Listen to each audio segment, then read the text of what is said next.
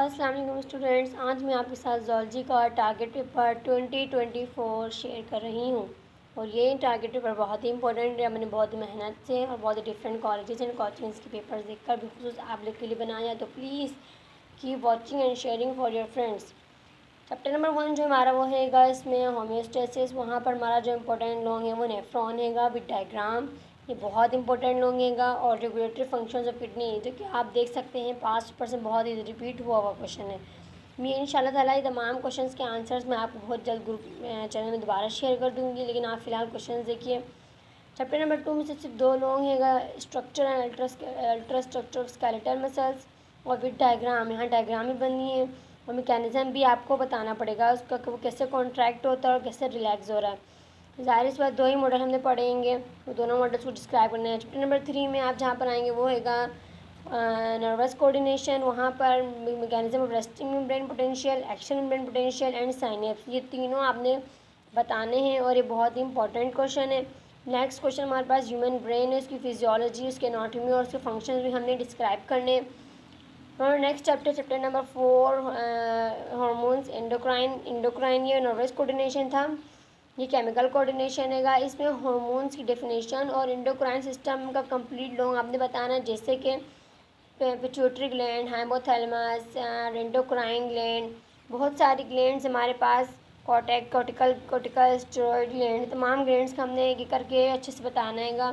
Thyroid gland के बारे में बताना है, पेनक्रियास के बारे में बताना है, गोनेट्स के बारे में बताना है। The next chapter number 5 animal behaviour. इस चैप्टर में सिर्फ एक लॉन्ग बहुत इंपॉर्टेंट है, बिहेवियर की डेफिनेशन बतानी। बिहेवियर की बेसिकली 2 टाइप्स होती हैं, इननेट और लर्निंग, बट इननेट इतना इंपॉर्टेंट नहीं है, वो शॉर्ट के लिए कर लें।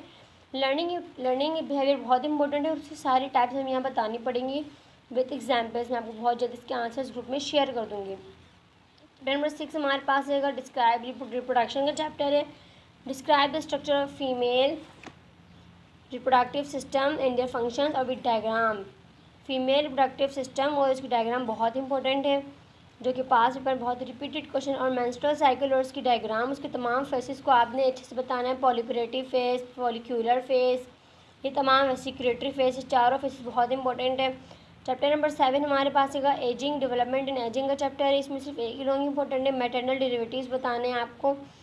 देन हमारे पास आते हैं शॉर्ट क्वेश्चन मैंने चैप्टर वाइज सबके अलग अलग बना दिए। चैप्टर नंबर होम्योस्टेसिस के बाद शॉर्ट है, ऑस्मोलिक बतानी है आपने, टेरिस्ट्रियल और एक्वेटिक के बारे में कि जो टेरिस्ट्रियल में जो रहते हैं, जैसे हम हो गए, हम कैसे अपने आप को मेंटेन रखते हैं, हमारी बॉडी में वाटर का लेवल कैसे मेंटेन रहता है, सॉल्यूट का लेवल कैसे मेंटेन रहता है, हमें बताना। और टेरिस्ट्रियल एक्वेटिक बताना। एक्वेटिक में आपके 2 टाइप्स आ जाएंगी मज़ीद, एक में राइन आ जाएगा और फ्रेश वाटर, दोनों का आपने बताना है। मैं इनके आंसर्स आपको बहुत जल्द चैनल में शेयर कर दूँगी।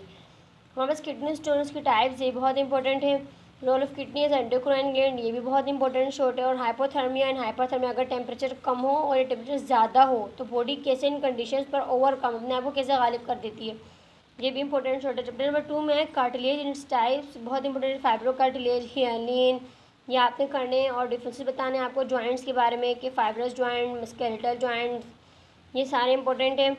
देन आर्थराइटिस और स्पॉन्डाइलोसिस, ये डिसऑर्डर्स ऑफ स्केलेटन है। यही 2 डिसऑर्डर्स कर दिए, बुक में तो बहुत सारे डिसऑर्डर्स है बट आपने ये 2 कर देने, बहुत इंपॉर्टेंट है। और मसल फैटिग्स पे और एंटागोनास्टिक मसल पे शॉर्ट नोट बहुत इंपॉर्टेंट है। और क्वेश्चन नंबर 9 आप देखेंगे तो टिटेनी और टिटेनस के बारे में डिस्क्राइब किया गया है।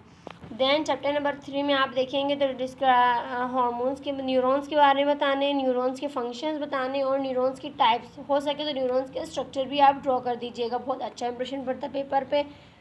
और आपको डिफरेंसेस बताने हैं, parasympathetic and sympathetic nervous system, ये भी बहुत इंपॉर्टेंट डिफरेंस है। देन एक्साइटेटरी इनहिबिटरी न्यूरोट्रांसमीटर बारे में आपको शॉर्ट नोट करना है, या आप पेपर में शॉर्ट नोट के तौर पर भी मांग सकते हैं और डिफरेंसेस के तौर पर भी मांग सकते हैं। मेरा मानना है कि आप इसको ऐसे याद करेंगे इसमें डिफरेंसेस भी निकल जाए और शॉर्ट नोट दोनों निकल जाए।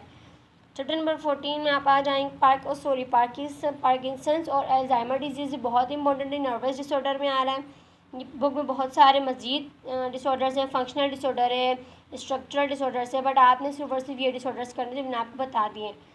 चैप्टर नंबर 4 केमिकल कोऑर्डिनेशन, बहुत इंपॉर्टेंट है। हाइड्रोफिलिक हार्मोन्स को सेकंड मैसेंजर की ज़रूरत क्यों होती है, ये रीज़न बहुत इंपॉर्टेंट है। जिससे कि आपको पता है हमारी सेल वॉल जो होती है वो लिपिड्स नेचर की होती है, चूँकि वो लिपिड्स यानी ऑयली नेचर रखती है। और जबकि हाइड्रोफिलिक मीन्स वो हार्मोन जो प्रोटीन से मिलकर बने, चूँकि पूरा प्रोटीन वाला हार्मोन हमारे सेल के अंदर आने की कोशिश करता है, तो चूँकि हमारा सेल जो होता है वो लिपिड नेचर का होता है और वो उसको अपने अंदर आने की परमिशन नहीं देता, इसीलिए उसको सेकेंड मैसेंजर की ज़रूरत पड़ती है जो सेल के अंदर जाए और इन्फॉर्मेशन न्यूक्लियस से पहुँचा दे। हार्मोन्स को केमिकल मैसेंजर क्यों बोलते हैं, ये वाला रीज़न बहुत इंपॉर्टेंट है। और उनका याज एंडोक्राइन कैसे है और एक्सोक्राइन कैसे है, ये भी आपको करना पड़ेगा। क्योंकि एज एंडोक्राइन वो इंसुलिन हार्मोन भी रिलीज़ करता है, ग्लाइकोजन भी रिलीज़ करता है और एक्सोक्राइन के तौर पर वो पेनक्रियाटिक जूस भी रिलीज़ करता है। चैप्टर नंबर 5 एनिमल बिहेवियर में स्टिमुलस के बारे में बताना है और ऑर्गेनिज्म जो है वो कैसे इसको स्टिमुलेट करता है, उसको कैसे रिस्पॉन्ड करता है, ये भी आपको बताना पड़ेगा। स्टिमुलस बेसिकली इन्वायरमेंट में होने वाला वो चेंज है जो एनिमल की बॉडी को मुतासिर करे और उससे ऑर्गेनिज्म कैसे उसको रिस्पॉन्ड करेगा, वो 3 तरह से कर सकता है। पॉजिटिवली कर सकता है, निगेटिवली कर सकता है या न्यूट्रल। पॉजिटिव करेगा यानी ह्यूमन्स की बॉडी उस रिस्पॉन्ड के अगेंस्ट नहीं जाएगी बल्कि उसको सपोर्ट करेगी, और निगेटिव मतलब वो उसके अगेंस्ट जाएगी। और न्यूट्रल मीन्स कि वो कोई रिस्पॉन्ड नहीं देगी। देन आपके पास हम बताएं कि बायोलॉजिकल रिदम्स क्या होते हैं और ये ह्यूमन बॉडी के लिए क्यों इंपॉर्टेंट है, तो ये भी बहुत इंपॉर्टेंट होते हैं। इननेट बिहेवियर और लर्निंग बिहेवियर में आपको डिफरेंसेस भी बताने पड़ेंगे। चैप्टर नंबर 6 रिप्रोडक्शन में आपका बहुत इंपॉर्टेंट रीजन है why in male is called urinogenital duct. ये इसको यूरिनोजेनिटल डक्ट क्यों कहते हैं, क्योंकि मेल में यूरिन और स्पर्म दोनों के लिए सिर्फ एक ही राउट होता है, एक ही रास्ता होता है, इसीलिए वो कॉमन पैसेज कहलाता है यूरिन के लिए और स्पर्म दोनों से यूरिनोजेनिटल डक्ट।